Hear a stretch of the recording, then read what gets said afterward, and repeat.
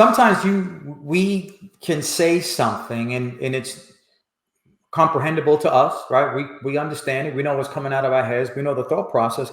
And the hearer says, yeah, that sounds good. And it gets as far as them resonating with it, but then they get stuck because they don't understand to a deeper level, what does that mean? So I say calling, and I've heard people say to me, I've had people say to me, what do you mean calling? How do you know what your calling is?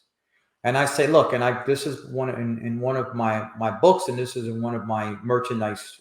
And it hit me like a ton of bricks. Everything I say with you, it hits me like a ton of bricks, and I just put it down. A few years ago, it came to me that because I was doing self-introspection, right? So calling, a person says, what's my calling? Here's how you know what your calling is. Your calling is revealed by your gifts. Your gifts, what you came to this earth with already that you do well, that others have to work at.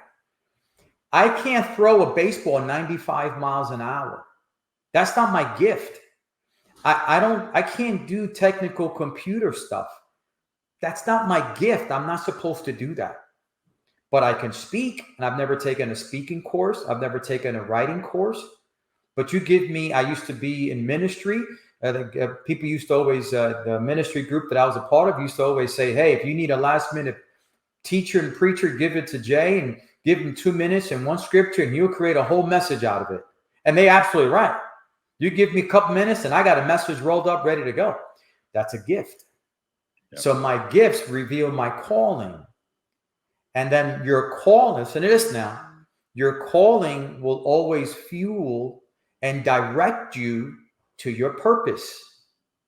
And once you know your purpose, whoo, there comes passion, right? Passionless people have no purpose. They don't even know what they're doing. That's why they live without passion, because they have no purpose. And they have no purpose because they don't even know what their calling is. They can't identify their calling because they never sat down and said, okay, what comes natural to me? Because that's my gift. I can sing. That's a gift. Maybe you should be in singing, and on and on and on. So when I say calling, you want to know what your calling is, guys? Go back and examine your gifts. What are you naturally good at? What did you come already pre-programmed to do well that others have to work at? And that's your gift. The gifts reveal themselves when the time is right. You could have a gift that's dormant because the timing isn't right. So, okay. You know, you are always gifted to be a connector, Steve. It's just for those first 20, 25, 30 years, you didn't need to be the person who you are today. Though that gift didn't need to surface. It surfaced when it was supposed to, but it was always there. You know why? Because even if that gift surfaced, or let's say you think it's something that you develop, if it doesn't matter if you worked hard at developing it, you enjoy doing it now. You enjoy it, right? You really love it. You wouldn't be loving it. You could be great at connecting, but deep down inside, you would love it, right? How does somebody know whether they love something or not, or something they're supposed to do? Because this is the language that they said. They get up in the morning, they go to work, they say, you know, I have to go to work. You know, I have to do this. I have to work out.